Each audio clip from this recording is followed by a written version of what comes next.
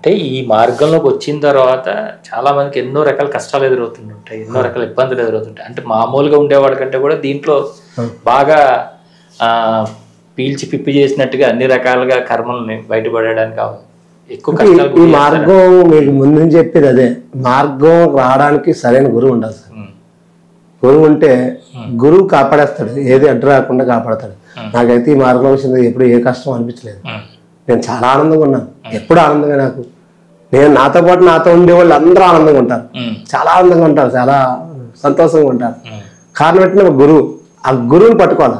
చాలా మంది అమ్మవారి గ్రహం పెట్టుకుని అమ్మవారిలాగే చేస్తూ ఉంటారు, అదే అంతవరకే.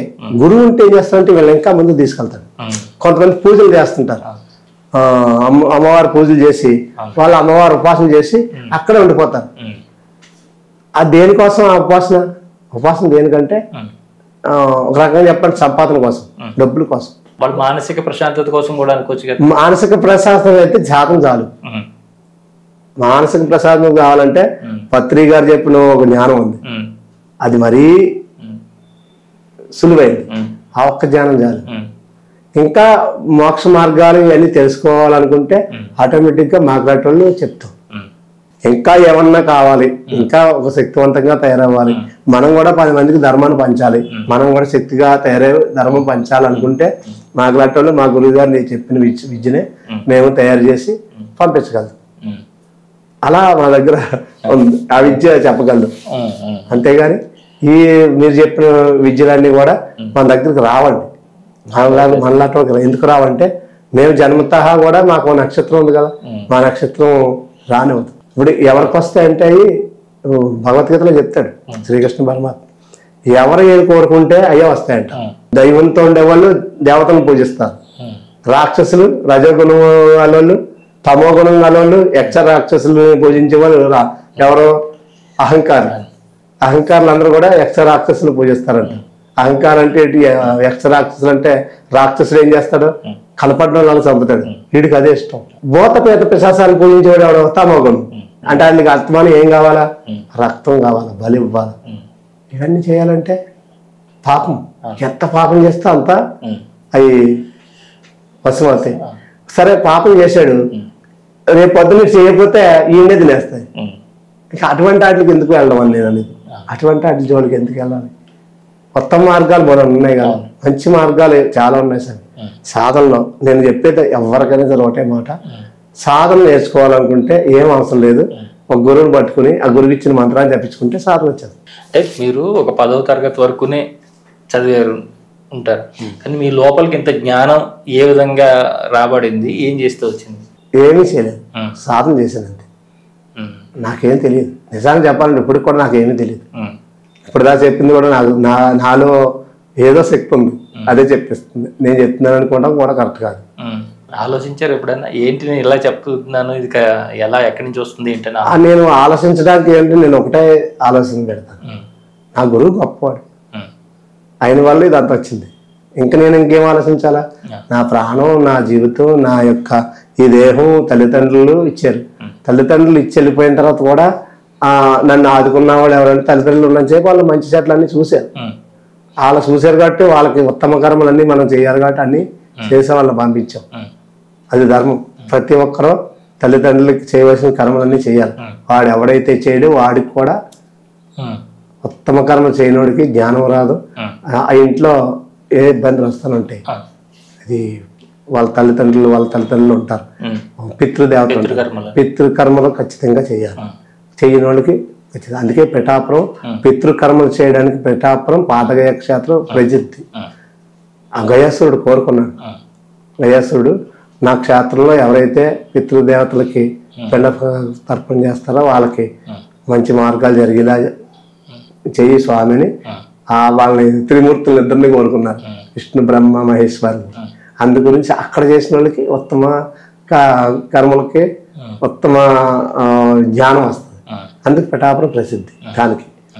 అలా తల్లిదండ్రులు పూజ చేసుకోవాలి సార్. తర్వాత గురువు అంటారా, గురువు అపారమైన గురువు ఎప్పుడు కూడా ఉంటాడు సార్, కనుక శిష్యులు కాపాడుకుంటూ ఉంటాడు. చాలా మందికి వాళ్ళు ఉన్నప్పుడు వాళ్ళకి మీరు పిఠాపురంలో ఉండగా కూడా ఇక్కడికే వచ్చి దర్శనం ఇచ్చారు, మా గురుగారు ఇప్పుడే వచ్చి దర్శనం ఇచ్చి వెళ్ళారు అని చెప్తుంటారు కదా, అది ఎలా సాధ్యం అవుతుందండి?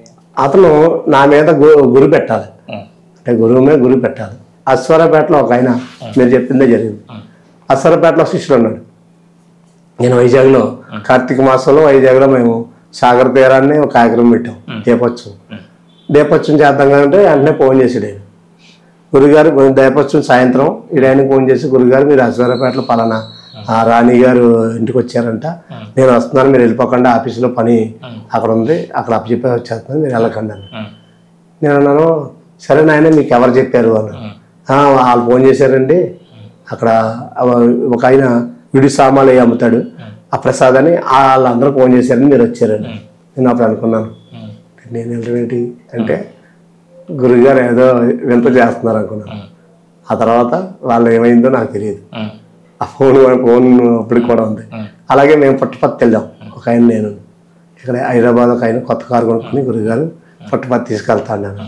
వెళ్ళిన కాడి నుంచి ఉదయం నుంచి సాయంత్రం దాకా అతను ఒక అబ్బాయి నాతో తిరుగుతున్నాడు, మా కూడా. ఏంటి ఇలా తిరుగుతుంటే సాయంత్రం అడిగాను, స్వామి ఏంటి నువ్వు అలా మా కూడా తిరుగుతున్నావు అంటే, మీరు 6 రోజుల క్రితం వచ్చారండి, మీరు మా ఇంటికి వచ్చారు అని అడిగి, నేను 6 రోజుల క్రితం రావడం ఏంటి, ఇదే రావడం పుట్టపర్తి ఎప్పుడు రాలేదు, ఎప్పుడో 91లో ఎప్పుడు వచ్చాను, అయ్యప్ప మారేసినప్పుడు వెళ్ళాం, అదే రావటం అంటే లేదండి మీరు వచ్చారు అన్నారు. సరే నేను రావడానికి కారణం ఏంటి అన్నాను. మీకంటా ముందు ఒక ఆయన పొడుగ్గా ఉన్న ఒక ఆయన వచ్చాడండి, మీ ఫోటో ఇచ్చాడు, మా ఇంట్లో మీ ఫోటో ఉందన్నారు. సరే వాళ్ళ ఇంటికి వెళ్ళాం, ఫోటో ఉంది. ఎవరు వచ్చారు? గురుగారు.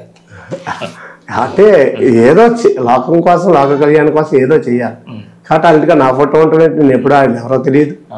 అలా అలా ప్రతి చోట మన కుంభమేళాలో కూడా నేను కుంభమేళాకి వెళ్ళలేదు, అందరూ కుంభమేళాలో మీరు కనపడ్డారని ఫోన్ చేసేవాడు.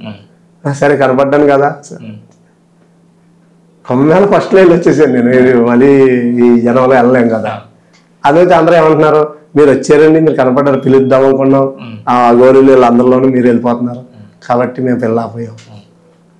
అంటే ఎక్కడుంది ఇది సూక్ష్మంగా? ఇది ఈ ప్రయాణం ఎలా ఉంటుందంటే అండి, సూక్ష్మంగా తయారు చేసేస్తారండి మన సాధన ద్వారాగా మనిషి సూక్ష్మంగా తయారైపోతుంది, ఈ ఆత్మ అన్ని చోట్లకి వెళ్ళిపోతుంది.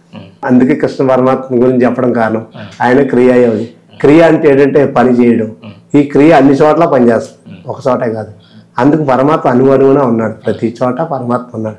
పరమాత్మే నా రూపంలో కనిపిస్తున్నాడు అంతే, నేను కాదు. అందుకు దత్తాత్రేయుడు ఏం చెప్పాడు, అందుకే దత్త అనగానే వస్తాడని చూసారా, అదే దత్తాత్రేయుడు స్వరూపం.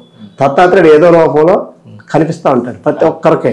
ఒక్క రూపంలో రావచ్చు, ఆవు రూపంలో రావచ్చు, ఇంకొక రూపంలో రావచ్చు, మనిషి రూపంలో రావచ్చు, కానీ మనం గుర్తించలేం. ఆ గుర్తించినోడు ఎవరైతే ఉన్నారో వాళ్ళకి పట్టుకొని ఉంటాడు కూడా. ఇదే అసలు విషయం. అది పరమాత్మ కూడా పట్టుకుని ఉన్నారంటే మరి ఇందాక నేను చెప్పినట్టు క్షేత్రం తయారై ఉండాలి కదా, అంటే శుద్ధి ఉండాలి, ఈ దేహం శుద్ధిగా ఉండాలి, ఈ లోపల ఆత్మ శుద్ధి ఉండాలి, మనసు శుద్ధిగా ఉండాలి, ఇంద్రియాలు మన ఆధీనంలో ఉండాలి. ఇంద్రియాలు మన ఆధీనంలో ఎవరైతే పెట్టుకుంటారో, తాబేలు చూడండి, ఏదైనా శబ్దం ఉందనుకోండి వెనక లాక్కుంటుంది. అలా మనకి ఎప్పుడైతే అలజడులు వస్తున్నాయో, రకరకాల ఇబ్బందులు వస్తున్నాయో, ఎవరైతే ఇంద్రియాలను లోపల పెట్టుకుంటాడో వాడు తనలో తాను ఎవరైతే చూసుకుంటాడో వాడు ఉత్తమ పురుషుడు అవుతాడు, అవతార పురుషుడు అవుతాడు కొంతకాలానికి. నాకు మీ దగ్గర నుంచి ఏంటంటే శక్తిపాతం అనేది మీరు ఎలా చేస్తారు? నేను శక్తిపాతం ఎవరికి చేయను సార్. ఇంతకుముందు మరి మీ గురువులు చేసినప్పుడు మీరు ఎందుకు చేయరు వేరే వాళ్ళకి? నేను ఆల్రెడీ చేసుకోమని చెప్తున్నాను. నేను ఎవరికీ శక్తిపాతం చేస్తాను నేను ఎవరికి చెప్పట్లేదు, నువ్వే చేసుకోవాలన్నాను. నీకు నువ్వే సెల్ఫ్ సర్వీస్. నేను చేస్తానంటే లక్షలు పోసేస్తా, అప్పుడు నాకు నేను కూడా డబ్బులు లొంగిపోతాను. మీకు అర్థమైందా? అక్కడ నుంచి బాధలు వస్తాయి, ఇబ్బందులు వస్తాయి, నాకు అహంకారం వస్తుంది. నేను డబ్బులే దగ్గర రానివ్వట్లేదు, నాకెందుకు ఈ అహంకారాలు? మీకు అర్థమైందా? డబ్బు రావట్లేదండి, నేను వచ్చిన దాన్ని ఖర్చు పెడతా ఉంటాను, సేవ చేస్తా ఉంటాను. సాధనలో కూర్చోబెట్టడం కోసం గురువు ఎంతో కొంత శక్తిని శిష్యుడికి ఇస్తే తొందరగా వాళ్ళకి సాధన కుదురుతుంది. మన నా నుంచి ఏం గమనించారు ఇప్పటి వరకు మీరు అడిగారు చాలా. నా నుంచి ఏం గమనించారు? నేను శిష్యుని ఎలా తయారు చేస్తున్నాను? నేను చూపు ద్వారాగానే ఇస్తాను. మీకు ఎవరికైనా సరే నేను చూపు, నాకు కోపం వచ్చిందనుకో నవ్వుతాను, నాకు శిష్యులకు తెలిసిపోద్ది. ఎవరన్నా ఏదన్నా తప్పు చేశారనుకోండి నవ్వుతాను, నవ్వుతా కోపం వచ్చింది అనుకుంటాను. మీకు అర్థమైందా? వాళ్ళకి అర్థం అవుద్ది. అలా నేను ఎవరిని ఏమన్నా ఎవరికన్నా బాధ వచ్చిందనుకో నేను ఏడుస్తాను. వాళ్ళు అనుకుంటారు ఎవరికో బాధ వచ్చింది అందుకే గురువు గారు ఏడుతున్నారు అనుకుంటారు. అంటే నాదంతా రివర్స్. అంటే నేను ఎవరిని బాధ పెట్టను కాబట్టి నేను బాధపడతాను. మా గురువుగారు బాధపడ్డారు నా గురించి, అందుకు నాకు అర్థమైంది. నా గురువుగారు ఈయనకి కష్టం వచ్చింది అని నేను బాధపడ్డాడు. అప్పుడు నాకు అర్థమైంది నేను సంసారం నుంచి వచ్చాను కాబట్టి నాకు ఈ విషయాలన్నీ తెలుసు. సంసారం ఎందుకు బాధపడతాడు? సంసారం పిల్లల కోసం బాధపడతాడు, పిల్లలు లేరని బాధపడతారు, పిల్లలు వచ్చిన తర్వాత వాళ్ళ చదువుల కోసం బాధపడతారు, లేదంటే తల్లిదండ్రులని పోషించలేక బాధపడుతున్నారు. ఒక్క పిల్లల్ని కని పెంచలేకపోతున్నారు. మరి మాకు 8 మందికి కన్నారు, 10 మందిని కన్నారు, మేము అందరం నలుగురు మా వాళ్ళు పోషించారు. ఆ రోజుల్లో డబ్బులు లేవు, పండించుకుంటేనే పొలం పండించుకుంటేనే ఆ కూలి పనికి వెళ్తేనే ఆ రోజుల్లో రూపాయి పొద్దున్న పని చేస్తారు, ₹10 30 గత రూపాయి. అటువంటి రోజుల్లో పెంచారు పిల్లల్ని. మరి ఇలా లక్షలు జీతాలు వస్తున్నాయి, పెంచలేకపోతున్నారు. కారణం ఏంటి? శక్తిని సంపాదించుకుంటే అన్ని ఉంటాయి. ఆశలకు కూడా వాళ్ళ హద్దులు పెట్టుకుని దాటిపోయారు. రూపాయి కూలి ఇచ్చినప్పుడు ఊరు దాటి వెళ్లకుండా పిల్లల్ని హ్యాపీగా పెంచుకున్నారు. ఇవాళ లక్షలు డబ్బులు వచ్చినప్పుడు జేబులో ఎవరికి ₹10 ఉండలేదు, లక్షల జీతాలు వస్తున్నాయి, డబ్బులు ఉండలేదు. కారణం ఏంటంటే ఆశ ఆశ ఆశ. ఆడికంటే గొప్పగా నేను ఉండాలి, ఆడికంటే గొప్పగా నేను ఉండాలి. మా శిష్యుడికి కారు ఉంది. ఆయన అన్నారు గురుగారు ఇలా కారు కొందాం అనుకుంటున్నాను అన్నాడు. కారు ఉంది కదా అని. మా స్నేహితులు చాలా మంది మంచి లెవెల్లో ఉన్నారు, నేను ఆ లెవెల్లో ఉండాలి కదా అన్నాడు. సరే నీ ఇష్టం సార్, నేను ఎవరినో దండానికి. సరిగ్గా కారు కొనుక్కున్న తర్వాత ఒక సంవత్సరం తిరిగిన తర్వాత ఈ వ్యాపారాలన్నీ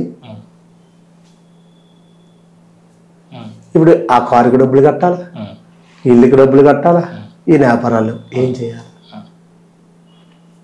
ఎవరికోసం నువ్వు చూపించాలనా? నన్ను నేను డ్రెస్ వేసుకున్నాను స్వామి, నేను ఎవరికోసం చూపించాలని డ్రెస్సా? నా కోసం నాకు డ్రెస్సా? నా కోసం నేను వేసుకుంటే చాలు. నేను ఎవరికో చూపించాలని వేసుకున్నానా? ఇది మనల్ని యాగం చేస్తుంది. ఈ డ్రెస్సే మనల్ని తొక్కేస్తుంది.